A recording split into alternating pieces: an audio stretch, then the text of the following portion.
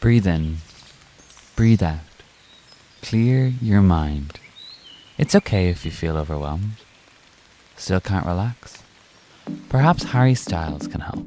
In these crazy times, mental well-being has become a multi-million-dollar market, and one app has revolutionized how we meditate. Calm went from having almost no cash to $1 billion valuation in less than 5 years. But how did it do it? How did it get millions to pay a premium to wind down? We'll tell you all about Calm in this episode of Forensics.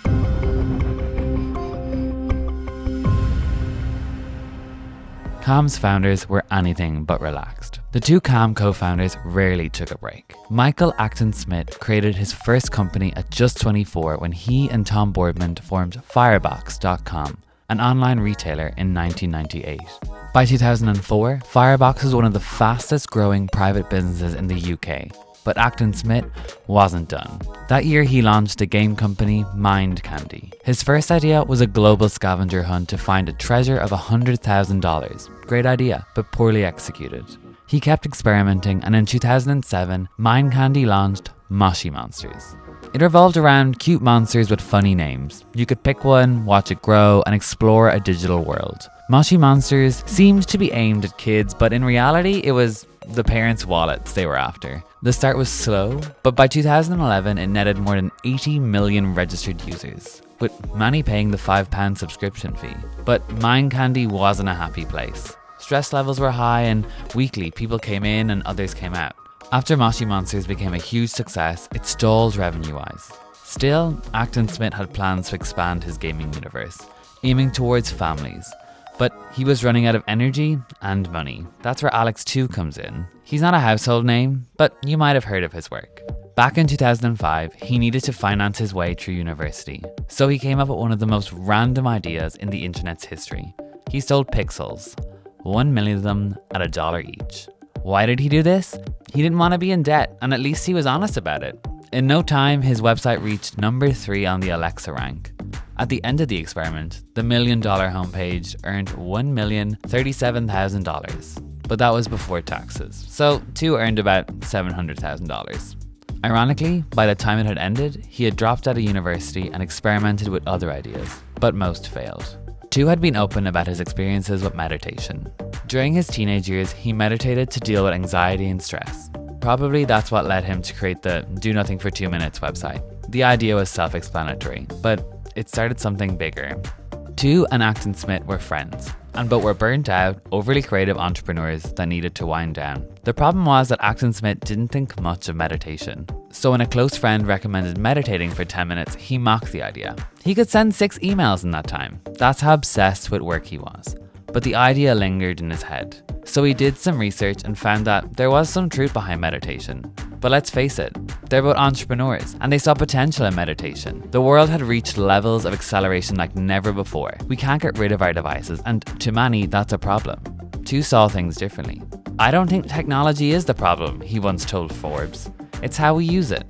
The best way to help people was to combine meditation and technology. And that's how Calm was born. Their goal was to create guided meditation programs for beginners and experts alike. But they didn't think the UK was the best place for this. So 2 moved to California, where a hectic lifestyle and a strive for a healthy lifestyle were in a toxic balance. Meanwhile, Acton Smith stayed in the UK handling Mind Candy. All they needed now was money. But the start wasn't easy. Money was hard to come by, and competition was tough. For example, Headspace, another UK-based company, had already gained traction in Silicon Valley. The co-founders had a handful of employees and no investments, but the competition fueled them. Acton Smith yielded his position as Mind Candy's CEO and joined 2 in California. The 2 friends split the company, 50-50, and went all in. Even with both of them on board and a promising idea, investors still weren't interested. Why pay for meditation guides when they're available for free on YouTube? And the non-believers had a point, but things were about to change.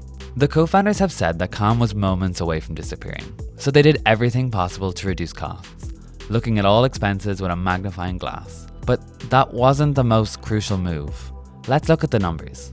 By 2017, Calm had raised $1.5 million in funding. Sounds like a lot, right? Their main competition, Headspace, has raised more than $70 million in funding.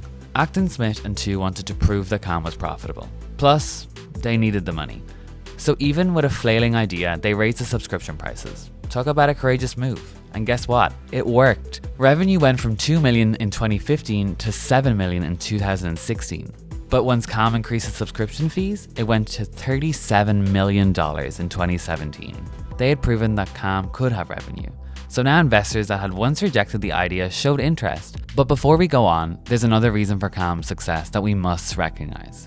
If you've used the app, you've heard her voice. It's Tamara Levitt. Though she's not a founding partner, she's become a mainstay in the company after sending her resume in 2014. Acton Smith and Tu met with her the next day and hired her. She began narrating sessions and climbed up to become the head of mindfulness. Users loved her hypnotic and magical voice, but she was also a creative force, launching the Daily Calm, one of the most popular features. Coincidence or not, in the 4 years after she joined, the app went from 250,000 subscribers to 1 million subscribers. By 2017, Calm had gone from 10 employees to 40, and revenue reached $80 million in 2018. But that was the beginning, as the world became more chaotic.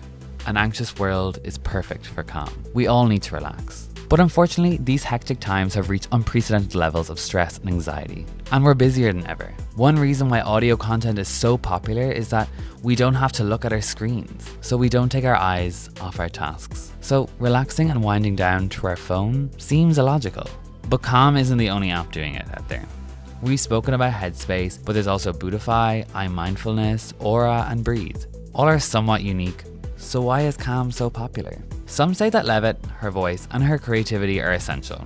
Others credit the company's ability to understand their customers. For example, in 2016, their data showed that most users logged into the app at the end of the day. They realized that people used it to fall asleep. So the company went one step above. They hired big names to help in telling stories like Harry Styles, Stephen Fry, Eva Green, and many others. They narrated soothing fiction and non-fiction alike, and people loved it. In 2017, Calm earned App of the Year from Apple. Then it ranked 19 in the Inc. 5000, as well as earning fastest growing company honors. But the competition didn't make much of it.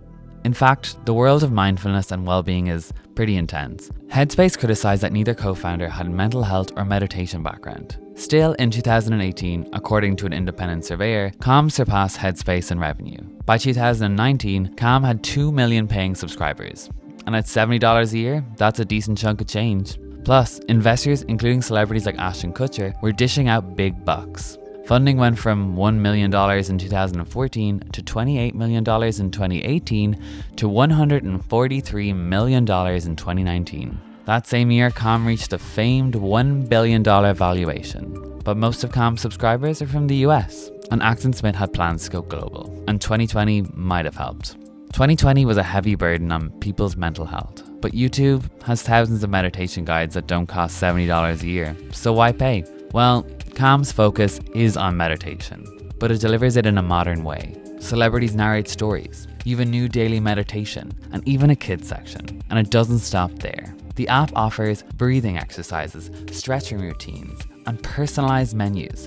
In addition, you can take classes on mental health, success, and determination. Plus, of course, the app comes with personal metrics, so it encourages users to keep using it, to keep streaks alive. And at the end of it all, plain videos or audiobooks don't provide that, and people want all of these things in one place. To a degree, Calm has gamified meditation and turned it into an interactive platform. And at first, it might sound wrong to some people, but it's suitable for the chaotic times that we're living in. And it's not only about the individuals. More and more companies are looking to improve mental health services for their employees. So Calm now tends to corporate sales, with 20 of its staff members dedicated exclusively to corporate sales. Then 2020 happened. There was a global health crisis. The US held elections, and it seems like the world was going to end. That's a perfect recipe for anxiety and stress, or in Calm's eyes, success. In February 2020, Calm downloads increased by 40% over the previous month.